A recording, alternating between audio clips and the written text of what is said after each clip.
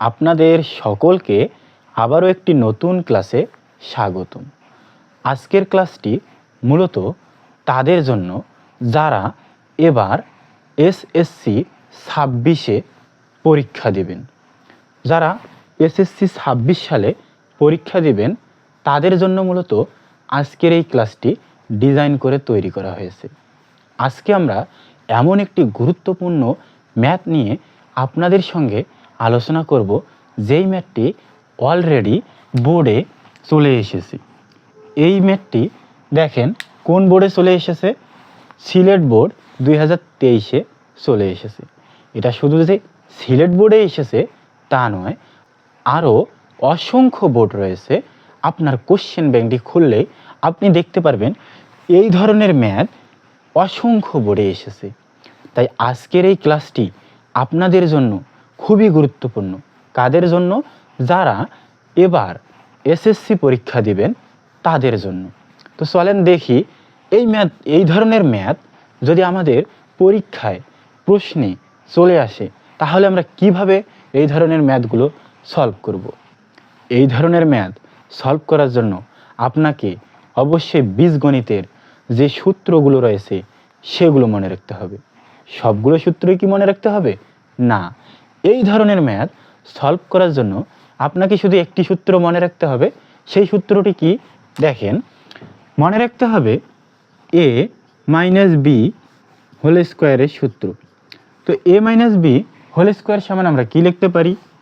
a plus B whole square minus 4ab।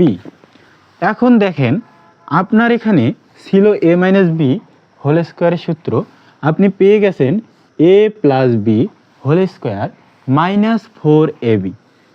Sir আপনারা একটু দেখেন এইখানে আমার মান, এই প্রশ্নটাতে আমার কার কার মান দেওয়া আছে স্যার? আপনারা একটু আমাকে বলেন।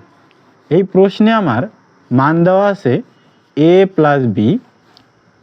a প্লাস বি এর মান কত? এই প্রশ্নে আমার a প্লাস বি এর মানটা দেওয়া আছে।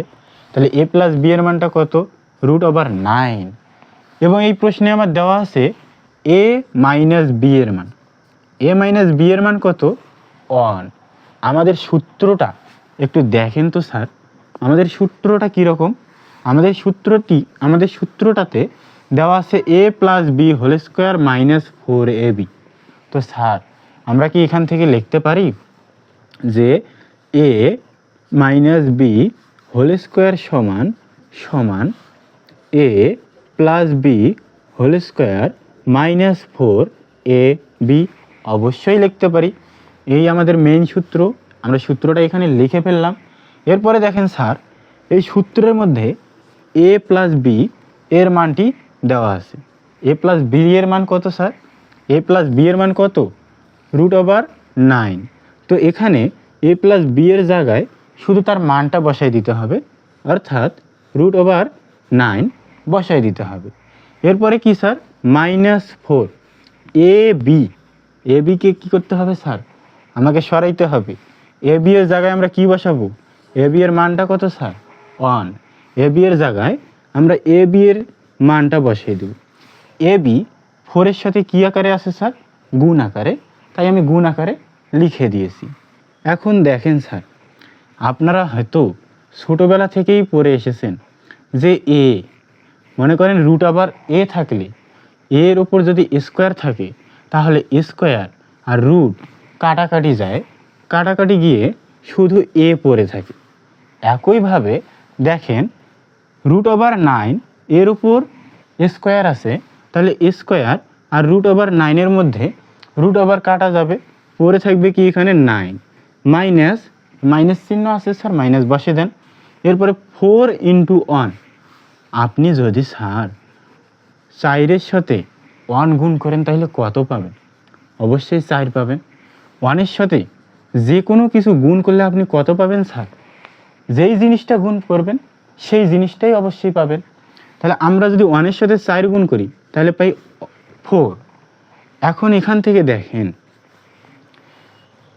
9 মাইনাস 4, তাহলে 9 থেকে স্যার কী করতে হবে?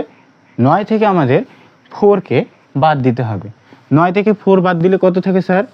মানে 9 থেকে 4 বাদ দিলে আমাদের অ্যান্সার থেকে 5 নাকি 5। 9 থেকে 4 বাদ দিলে অ্যান্সার কত পাই? 5। তাহলে আমাদের এই যে সূত্রটি দেওয়া রয়েছে a মাইনাস বি হোল স্কোয়ারের মান কত পেলাম স্যার?